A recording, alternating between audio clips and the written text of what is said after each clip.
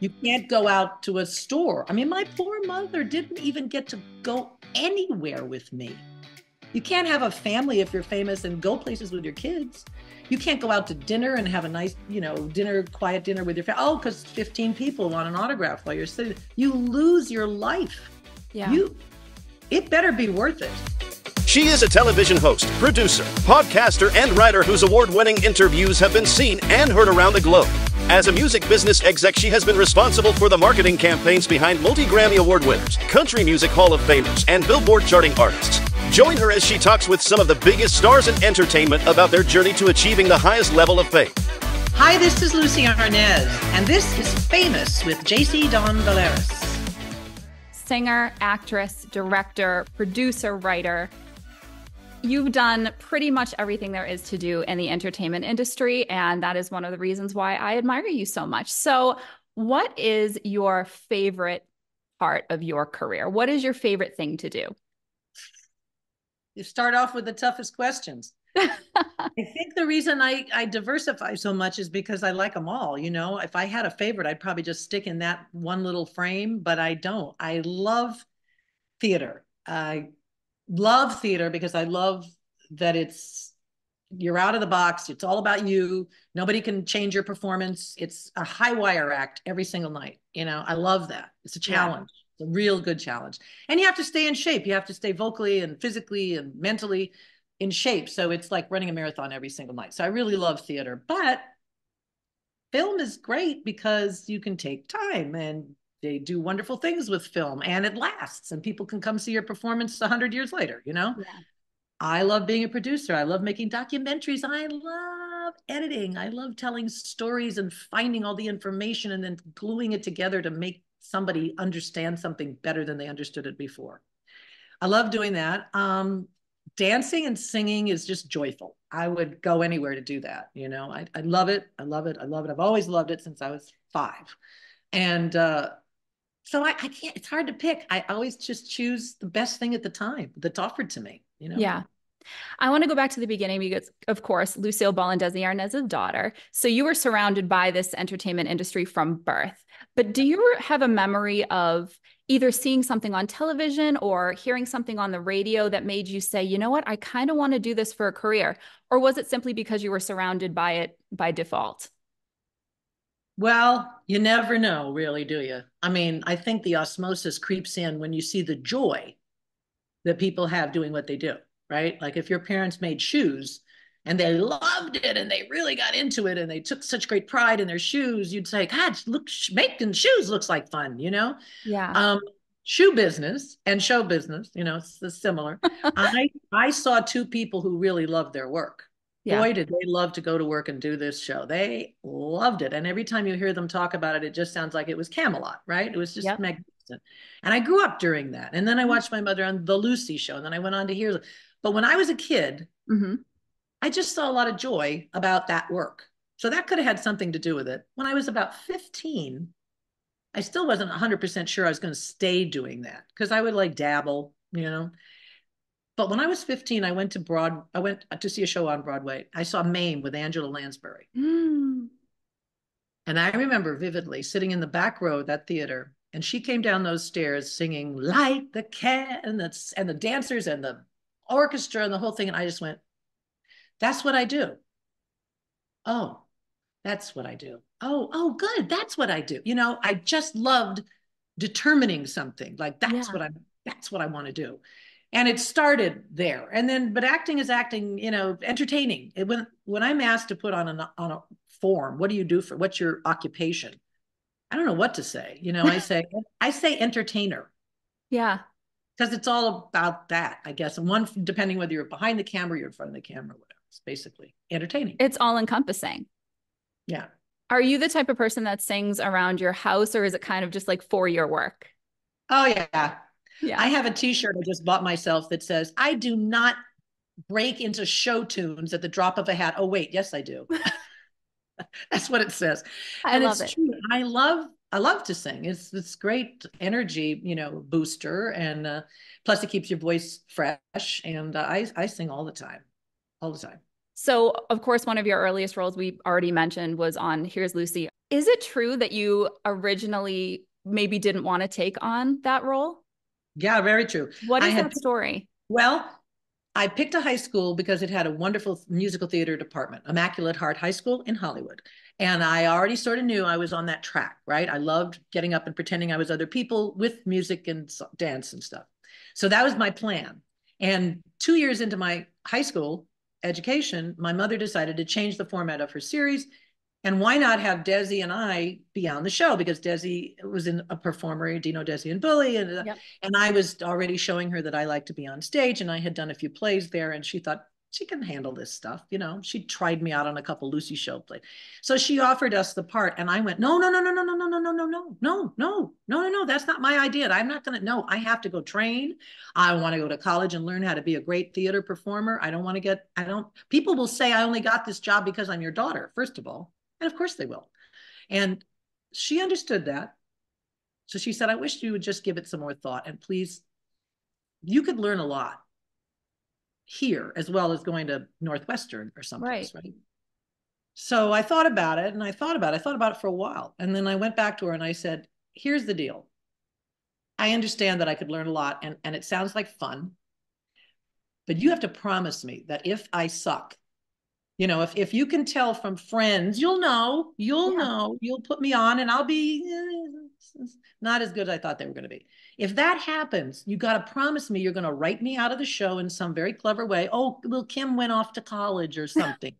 She's in boarding school. You have to do that. Save me from the embarrassment because I want this to be my career and I don't want it to all blow up before I get started. And she agreed. She said, okay, all right, I hear what you're saying. Okay, okay. And we told the writers the same thing, her producer and whatnot. And as it turned out, I think we didn't suck, you know, but after the first year, we got a little better. We learned a little more. Every year, I think I improved a little bit. So I stuck with it for 6 years because it was good education for me. It was great on the job training. A lot of people say you can learn more from being an apprentice than you can from going to study in some, you know, college or something about whatever that occupation is. I think that's true. I was an apprentice basically for 6 years, watching great people do what they know how to do. It's so true. And it's amazing because, I mean, people go to school now and they study that show, right? Like they look back on some of the originals. I mean, your dad essentially created the 3-camera shoot. So these people are studying what you actually got to witness in real time. Is there anything specific from those early days that you think you learned that you have taken with you? I mean, I'm sure there are many, but a specific thing you learned that you look back on and say, if it weren't for that experience, I wouldn't be doing this or I wouldn't know how to do this. Yeah, practically all of it, you know, truly, with the exception of the fact of when you only do 3-camera television when you're young and that's what you learn, you have to unlearn some stuff too. Like when you get on the stage, you have to learn that it's okay to walk and talk at the same time. You're so used to people saying, hit your mark. That's where, because you're in the 2-shot here, you're in the single here, you're in the 3-shot there, you know. Right. And now you can actually move and talk. And so you had to break a lot of habits. But mostly it was about the overall thing. Like we had to put on a show in 4 days with a cast and we rehearse it and learn it, block it, camera block, costume it. If there was music, God, you know, huge rehearsals for that. And an audience would come in and we would do it once and that'd be it. And then it's in the can. We did not do 14 retakes like today, those poor audiences that go to see like these, you know, 3-camera film. Yeah. So you sit there for 8 hours. Right. They just keep doing stuff over and over. And it's horrifying. We had to get that show on and it had to be good. And so we had to work as a team. So what I really learned, I think, during those years was teamwork, coming to work prepared, not wasting time, not being impossible to work with, because we had a lot of guest stars, right? And bit players that came in and out every week. And you could really see the difference when someone came in and was a blamer or wasn't prepared or whatever, and how the show vibe changed and how slow everything got and how much scarier it got because, oh, we got Thursday night, we got to put this sucker on and these people aren't ready. Or the weeks when the professionals showed up and had a good time rehearsing and it was just joy the whole time. So that stuck with me a lot. You know, obviously looking at those wonderful guest stars that were on the show every week and getting a chance to watch them do what they did and how they did it and how different each of their techniques were, or how they learned what they learned. That was invaluable experience. You could never learn at a college, you know. Yeah. Going back to what you said about how you kind of wanted to make your own way and you wanted to know that you were good at this thing and it wasn't just because of how you got the opportunity or whatever. Was your mom the kind of mother that let you do that and let you be your own actor? Or was she on the sidelines kind of coaching you along? Probably a little bit of both, not so much coaching, but when necessary, like with any of the actors she worked with, Yeah. she would help remind them, you know, you're dropping the end of that line. We're not going to get the joke unless they hear it. Which actually, when I look back at those shows now, I think is pretty funny because we had boom mics everywhere, you know, that we never wear body mics or anything, but big boom mics and the audience was right there. But it seemed to me everybody's yelling. It was like, because my mother was always saying, speak up.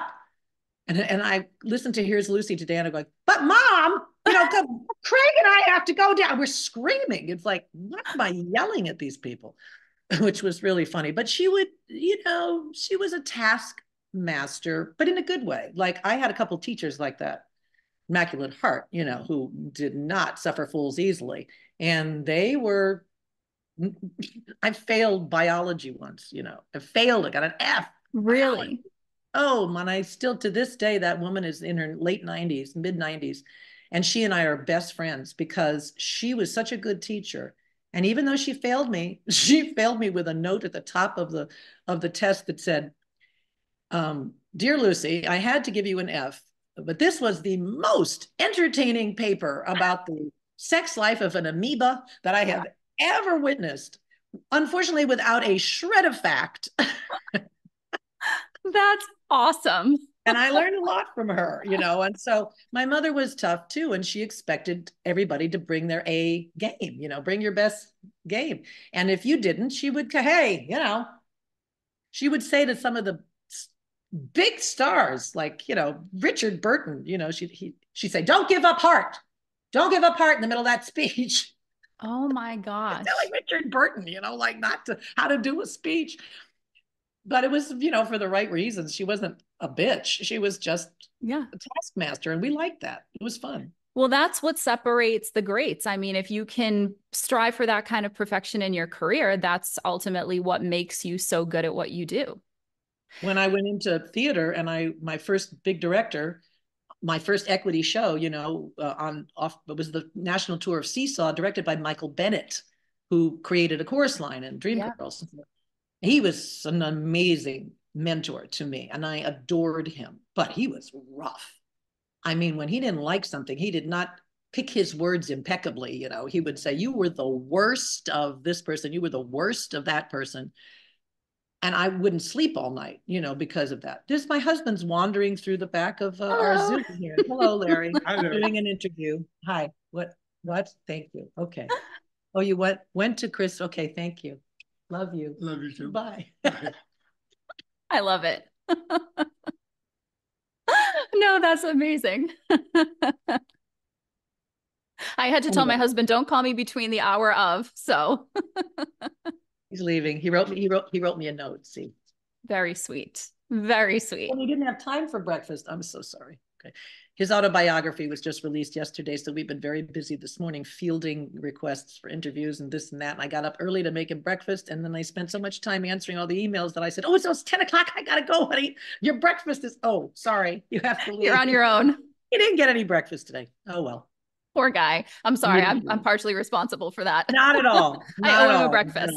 I'm trying to work on too many tracks most of my life. Yeah.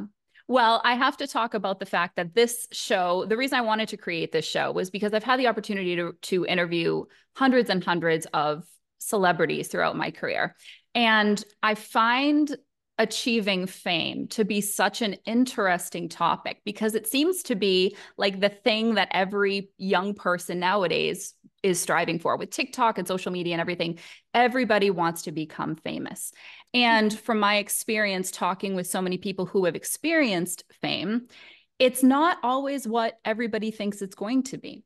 So you were such an interesting person for me to want to talk to because not only have you experienced it yourself, you've experienced it with your family members, but you've experienced it from birth. So, you know, of course, everything we're talking about, the Lucie show, Here's Lucy, that kind of catapulted you to make the decision. This is, in fact, what I want to do with my career. So when you made that decision, did you ever take into account the fame aspect of it, or was it just that you loved it so much you couldn't think of anything else? I think, and I've said this to my kids too, because they're all in one form of the business or another. Mm-hmm. I think the one thing I didn't want in this business was fame. How about that? Because I saw what that did to people. Mm-hmm. It wasn't all there is. It just wasn't, you know. I love what I do. The fun of it was the actual doing of it. And if you love this business and you can put up with the rejection and the times where you're not working and, oh, I can't even make a living doing this, I've got to get a second job, whatever, then this is the business for you. That's good. You have the thick skin and whatever. If you get into this because you want to be famous, most of the people who say that have no clue what famous even is or what it feels like. And a lot of people who go into this business wanting that end up in very bad situations later on. They get involved in drugs, they lose all their money because they spend it too fast, whatever.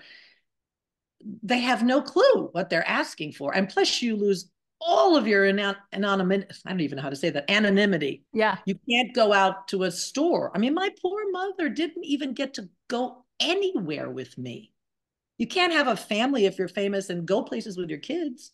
You can't go out to dinner and have a nice, you know, quiet dinner with your family. Oh, because 15 people want an autograph while you're sitting. You lose your life. Yeah. It better be worth it. If you talk to any of the big stars right now, you know, the Tom Hanks and the Tom Cruises and the Nicole Kidmans and all these people, ask them what it's really like.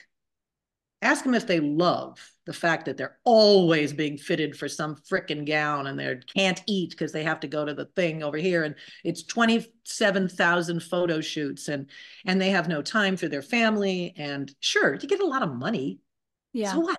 You have a lot more people to pay too, and bigger houses to pay insurance for. Everything doubles. It doesn't get easier. It gets more complicated, actually. And my parents had the most fame you could have. They're still famous and they've been gone for 30 some years. You can't kill them, beat that kind of fame, you know? And they died not particularly happy people. Yeah. Yeah, they separated from each other almost, 30 years before. So it wasn't that. It wasn't the divorce. That was easy. It was the freaking, rest of their life that wasn't easy. And they got to the end of it and they had all this fame and all this fame, but what did they give up to get there? So, I mean, to me, I've never done it for that. I am the least ambitious person which is maybe why I diversify so much, which is why I jump around and try all these different things while I can. If I stayed in one lane and just keep trying to, make the Olympic, run at best dancer, best singer, best actress, best whatever, then first of all, you can't do that if you have a family. I have a family and I try to spend more time with my family than my folks were able to with me. They were working way too hard to have any time with the family that they said they desperately wanted. I wanted to be different in that respect. And if you want to show up for your family, you just cannot, attack show business Olympic style, because there's going to be times where you get the best part of your life and your 7-year-old says, my piano recital is that day, Mom. You can't audition for that, Oh, okay. Yeah. So you don't do it, or you do it and you don't go to the piano recital. My mother didn't go to a lot of piano recitals, Yeah. I didn't want that. Well, I think that's one interesting thing about your career is that you've done so many things. I mean, you're on tour a lot. You perform all over the place. I know you're getting ready to perform in West Virginia this weekend. You're going to be doing some dates in New York. So do you try to do those in small amounts so that you can still have a fairly normal life? Well, no. See, the thing is, right now, I'm an old lady, I'm in my early 70s and my kids are grown with kids of their own. So I don't have to worry about that anymore. However, my husband, as you can see, is no young spring chicken. So I can't leave him for long periods of time. But it's not because he's got a piano recital, I got through those years with my kids and there were Band-Aids all over their brain for quite a while until we realized how much time we really did need to spend with them, because we thought we could do it all and you just can't. So it became a time where my husband and I would look at the calendar, and if he had a gig or a play or something during a period of time and I got a movie offer, I'd go, sorry, one of us has got to be here. And he did the same for me. We did that for about a dozen years or so. So I gave up a lot, during that time, but I don't consider it giving up a lot. I can't even remember what the things were that I gave up. I don't care. I got what I wanted with my family. Right. And I'm glad I did it. So now I don't actually work that much right now. I wish I worked more.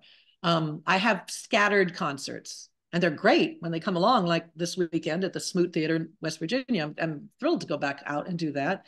I'm doing, Long Beach, the Carpenter Center in next month, and 54 Below in New York in July for 4 nights. Again, I play the Purple Room. I just played the McCallum in Palm Springs, but they're like every month, one a month.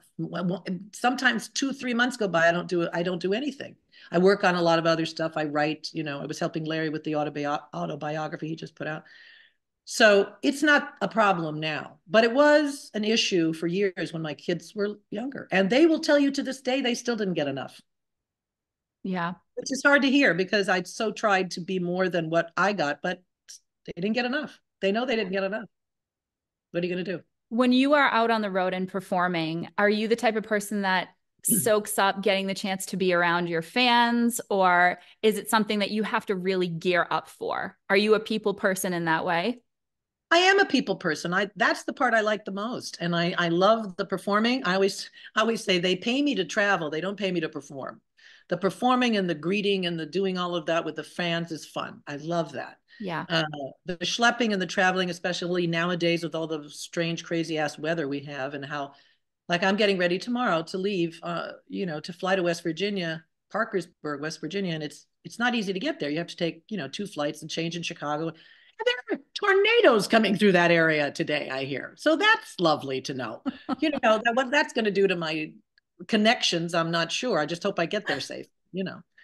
Anyway, that's the hardest part for me. I love the doing, and the people who show up make me very happy. Yeah.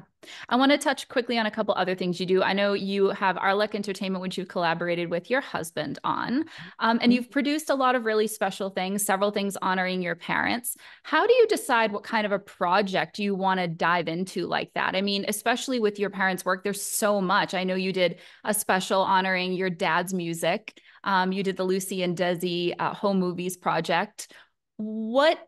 How do you get creative and develop those concepts and ideas? They all just came to me. I didn't go searching for anything. As far as I was concerned, I was an actress looking for a job on a series or a movie or a theater piece, and a mother, wife and a mother. That's it. I didn't go out to do any of those other things. Each one presented itself as something that needed to be done at the time. For example, the Lucie Desi, a home movie documentary, in a nutshell, CBS had done a really disgusting tabloid-esque TV movie about their life right after my mother passed away. It was horrifying. Like, what? They put you on the map and you made this piece of crap, horrible. And I was, at the same time, she had just passed. So I was looking at a lot of videos I had made of 16mm home movies. And I saw a lot of people in there, that were friends of theirs at the time. And I thought, these are the people that they should have interviewed and, found out things about who they were. They should have made up that baloney story. And I had a friend who used to say, well, if God gave you that idea, he wants you to do it, So Amen. I said, well, maybe I could gather some people. I don't even know most of them, the Ann Millers and the Van Johnsons and all those people who worked with my mother, who knew my mother, family and friends, and interview them. I don't know how to do that, but maybe let's find out if I can do that. And I did. And 3 years later, I had spent an awful lot of my own money. And I thought, what am I going to do with this? Is it an archive? Do I give it to the Smithsonian? What do I do with it? And somebody said, it looks like it's a TV special. So I met with NBC, at Warren Littlefield at NBC. Why NBC, you might ask? Why not CBS? Let's think about that for a minute. I met with NBC and I showed them 10 minutes of home movies that we had and 10 minutes of some of the interviews that I did. And he said, I'm giving you Valentine's Day night 9 months from now. Hit it. Go, here's a list of directors. They gave me one director, turned out to be terrible. We ran out of time. He said, just direct it yourself. So I had to sit with editors and do all that. I didn't know what I was doing. I've never edited a documentary in my life.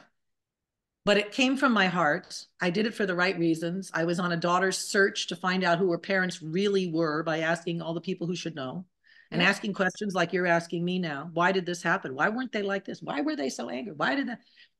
And then the story presented itself, and I thought, well, now I got to piece it together and tell a story. And we did, and we won an Emmy. Yeah. I didn't set out to make a documentary. I didn't set out to do anything. My father's things, I was working as a singer. I was doing a gig in New York. And the lady who put it together said to me, we're talking about great arrangements, you know, musical arrangements. And she said, whatever happened to the Desi Arnaz orchestra arrangements? I said, I had them for years in my garage. And then Michael Feinstein said, you should give them to the Library of Congress. They hold paper and they do. Oh, okay. She said, wouldn't it be great to put together a whole evening of Latin music seen through the eyes of the Desi Arnaz Orchestra, because he really started the Latin music craze in this country. I thought, oh yeah, that'd be cool. Well, why don't you produce that with me? Oh, and so suddenly there I was doing that. And then from that, I made a CD because I thought we've always talked about my music. I was going to do a Latin roots CD. This is where my music came from. Well, it'd be stupid not to do it now since they're doing that. That's how that showed up. I didn't really sit down and say, what kind of projects am I going to do? They came out of natural life things. So I feel like this has been a pattern in your life. Like you're presented with an opportunity and then you take it and then you just figure it out, which is an incredible gift to have. We all have that gift. It's called the universe. And it's like, this is what we are. We're on a road, all of us. We just get in our own way sometimes. We stop listening to the little like taps on the shoulders that go, why don't you go down this road? You should go do that. Yeah. And you can tell in your gut if it's something that excites you. And I always went towards things that excited me. Yeah. So that's the key. It's like a little bell that rings when they got this example and you got this example. And I just went through I always went to the one that was more thrilling, exciting. Didn't have anything to do with money. As a matter of fact, I just read a book the other day that asked this one question. It said, how to find your soul's desire, meaning what were you meant to do when you came down here to this planet at this particular time? Because we forget. We may have had a plan in the universe up in the stratosphere, but we don't know when we're here. We kind of forget how to find it again. They said, if money was never an issue, you had no fear about it, you have already traveled the world, so don't even add, I'll travel, whatever. That doesn't matter. And you knew you were going to get absolutely no recognition for it, whatever. What would you do? What would you create? What would you do with your life? Wow. That was a great question.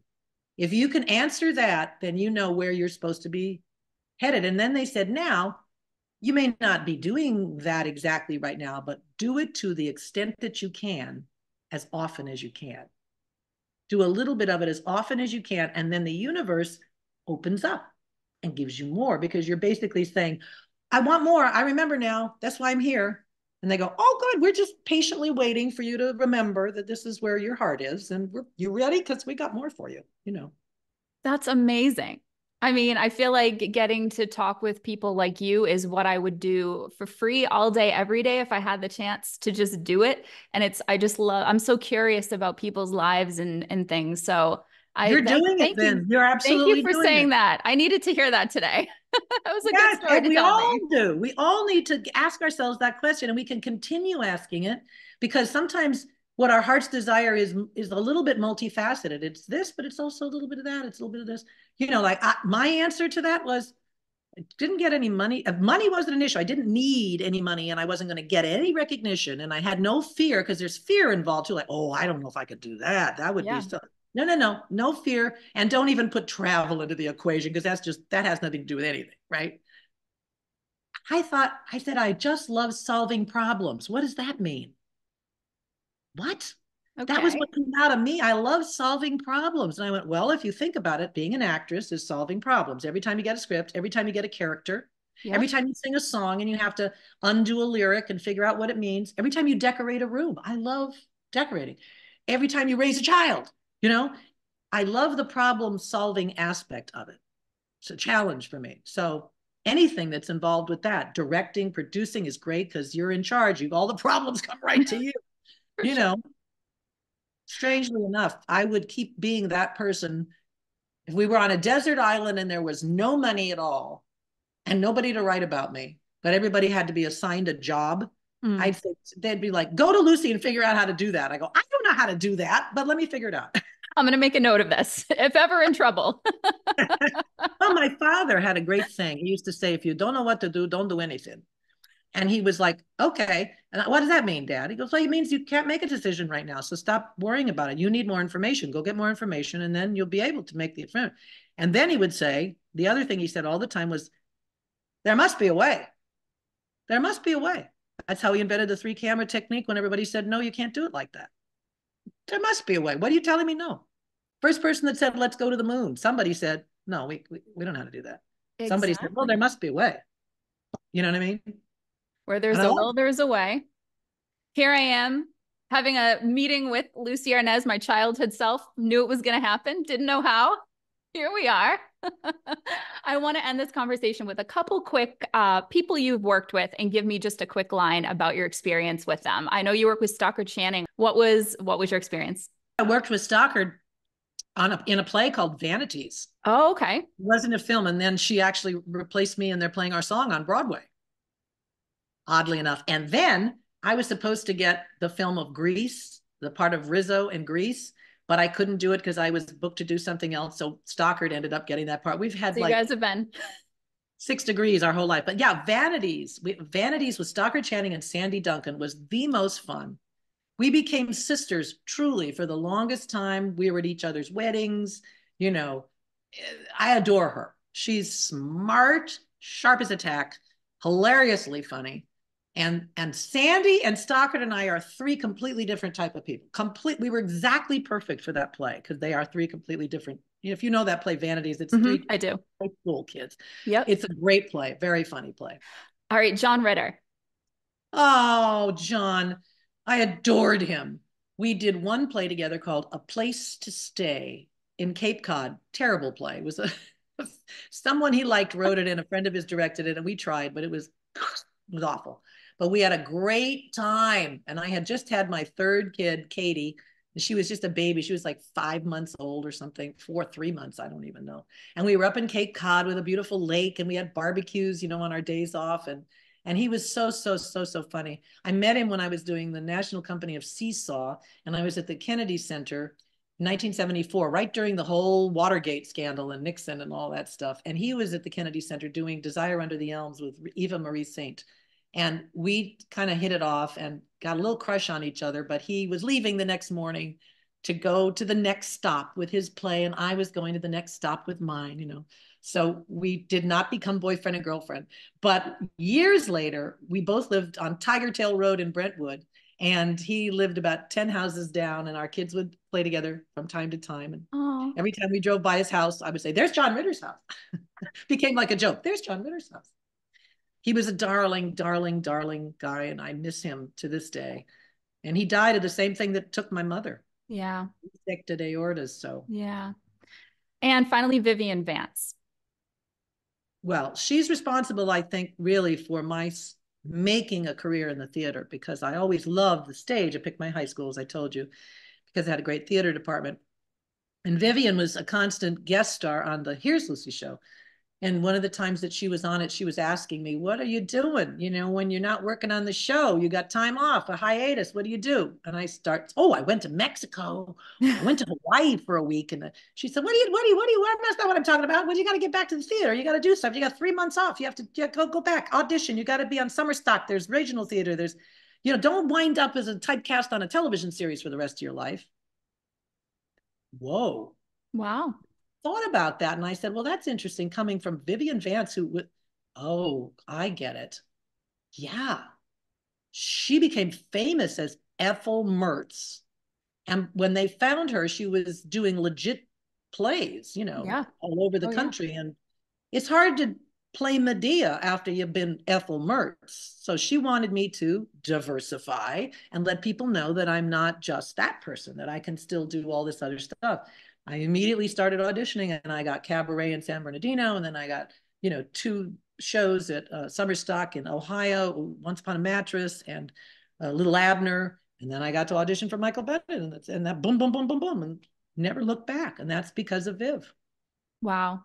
Your career has been amazing. And I just think you're such an inspiration. I'm such a fan of yours, and I'm just so grateful for the opportunity to have the chance to talk to you. I appreciate it. Thank you. You asked really great questions. I got a copy of this interview if I ever write an autobiography. I got to remember. Oh my gosh. Thank you. That means so much to me, honestly. No, you're good at this. Appreciate no wonder your you time. like it. Thank you. I do a zillion interviews in my life. I can't even imagine how many I've done, and they're not all this good. So thank you for being such a great interviewer. You're going to make me cry. Thank you so much for saying that. You love what you do. Thank you so much. You've made my entire day. Literally can't wait to call my parents right now because they have been so excited about this. Like I am. Yay. Yay. You're so lovely. Thank you, Lucie. Thank you so much. Have a wonderful day. And thanks you for as well. Absolutely. I'll talk to you soon. Bye. Bye-bye.